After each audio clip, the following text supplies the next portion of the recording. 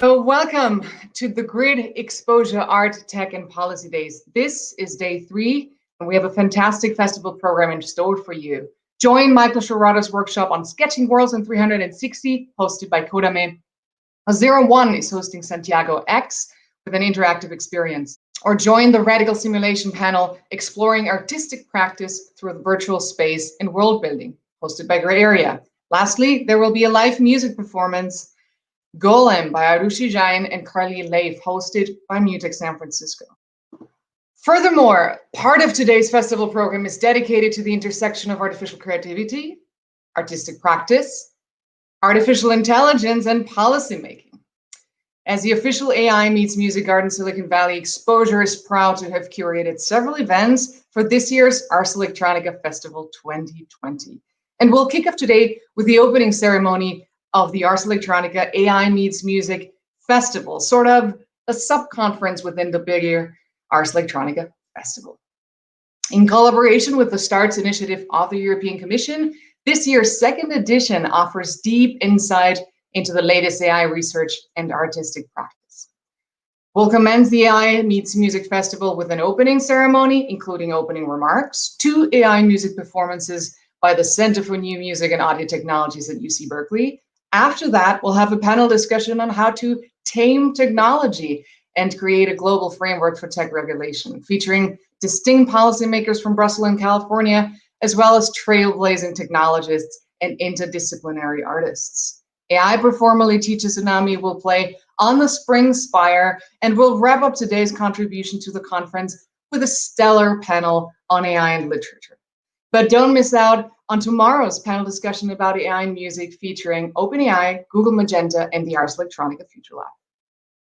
And now, without further ado, holding the opening remarks of this year's AI Meets Music Festival 2020, I'm honored to welcome the artistic director of Ars Electronica, a true patron of the Grid Initiative and new media artists around the globe, Gerfried Stocker. Hello, thank you very much for this nice introduction. I'm really flattered by the wonderful words that you found and humbled by it, but I'm even more excited about the wonderful project that Exposure and Grid put together as part of the not only AI and Music Festival, but for the Ars Electronica 2020 in general.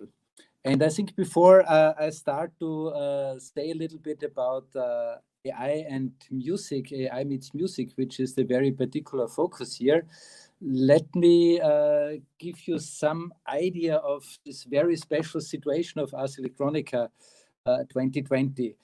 It is by now the largest Ars Electronica festival that ever happened in the 41-year history of our festival, which is quite remarkable considering the very difficult circumstances. But what we learned, what really paid off, what really is the important basis for this is a large international network and many, many years of working together with partners all over the world, looking for common ground in the field of art and technology, of art and science, residence program with artists and institutions from all over the world.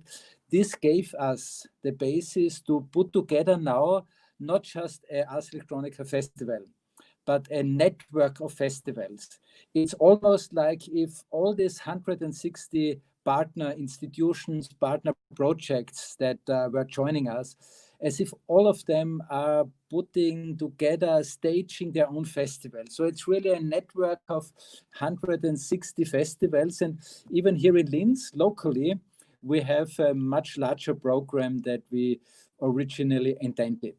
And I think what this shows in particular is not just, how great we are putting this together and how great you are joining this with all your wonderful contributions, but how necessary and important it is, in particular in times like this, to stay connected. We don't need separation.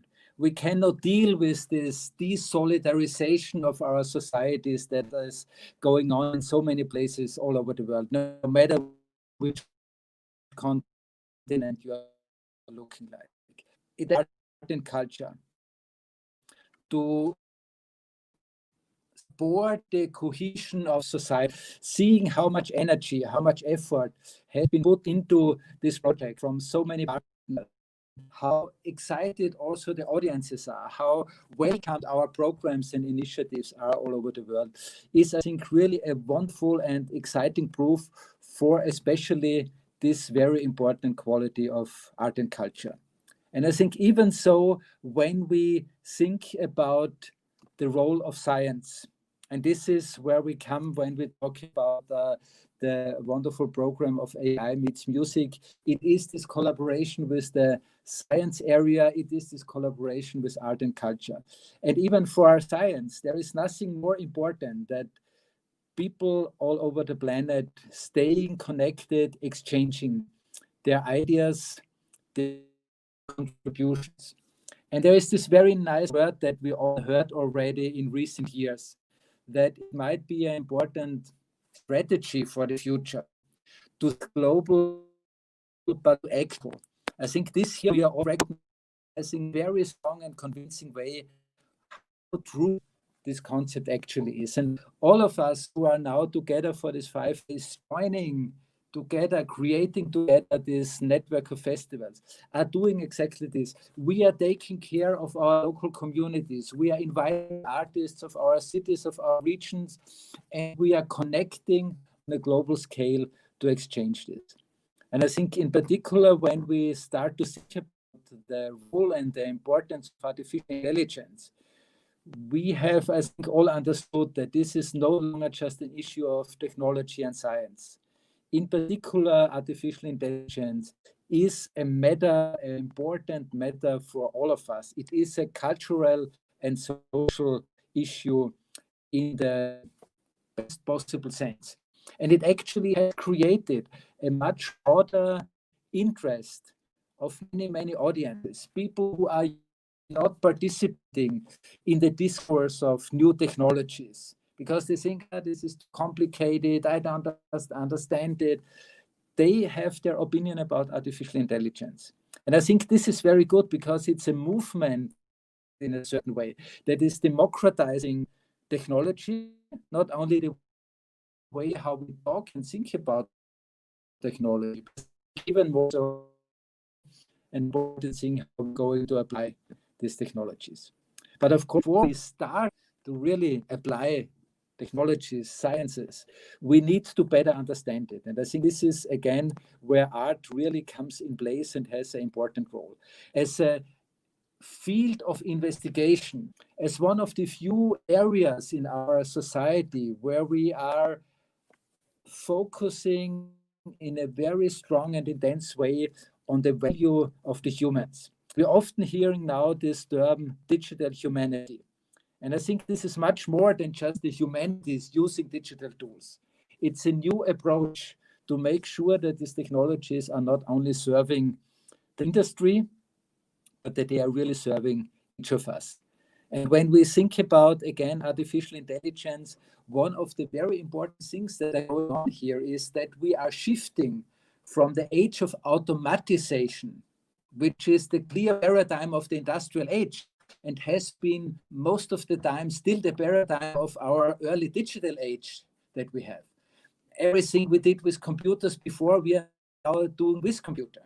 But when we look into this new area of machine learning and artificial intelligence, we recognize that there is a new quality appearing, which is autonomization.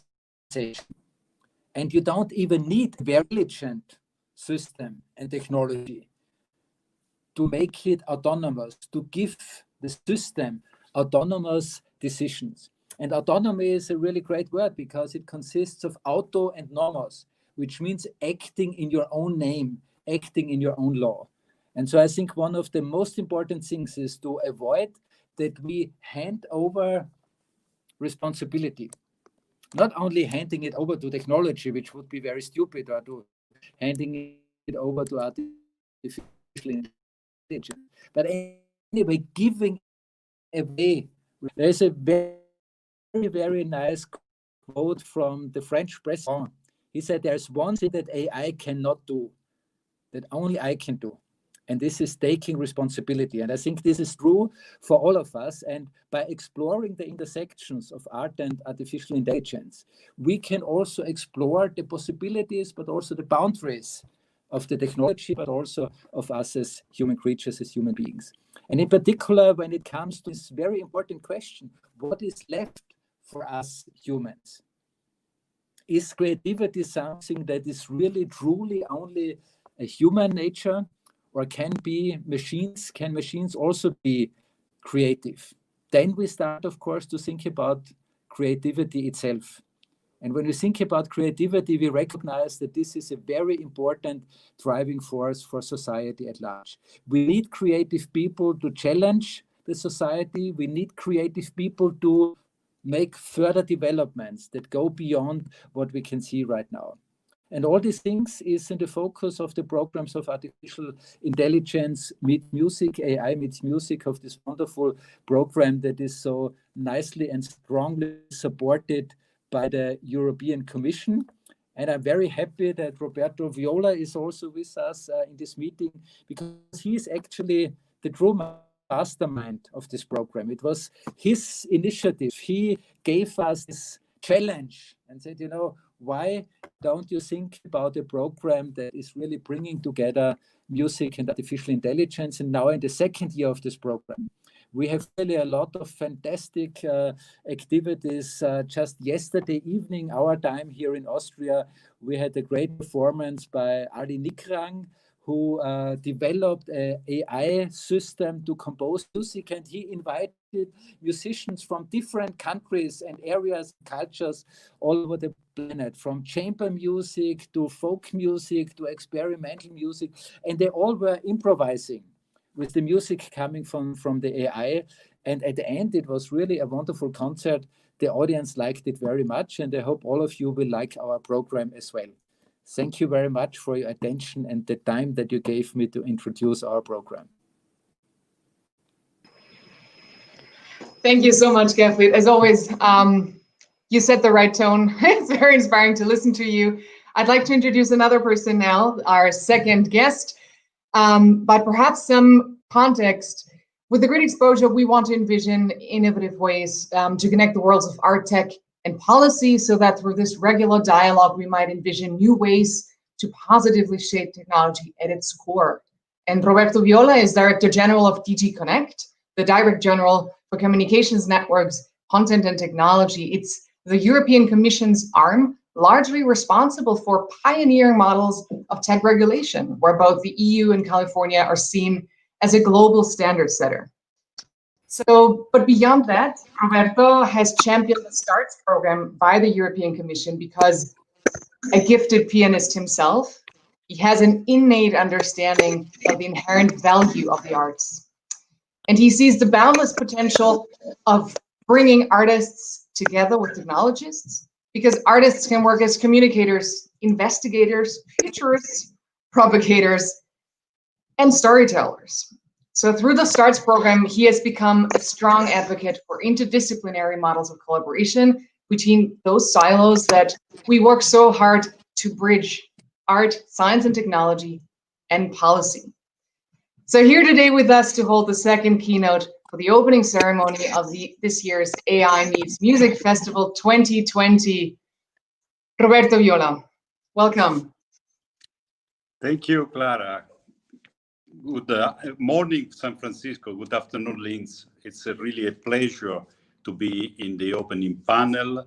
And I think, Clara, you said it all, and Gerfried said it all. So my speech could be very short, but I'm really pleased to be with you and pleased to be in two places at the same time. Well, actually, in none of those places, but virtually in these two places. This is the beautiful, the magic of digital, but of course, let's not forget that being in person and exchanging and having feelings and seeing real faces is very important. In San Francisco, there will be a music performance, which I'm really looking for, from the Berkeley School, and a panel on taming AI. And this panel will reflect on how arts can help to make digital technologies closer and more centered to the humans, and you already said it. And I think this really complements nicely the ideas of the AI and Music Festival.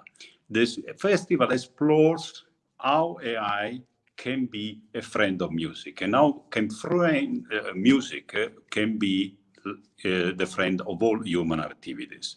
And that's a bit the idea we have for AI. And all the reflections we might have on AI are now very timely, I must say, because, I mean, AI now is part of our life, and more will influence the way we work and interact.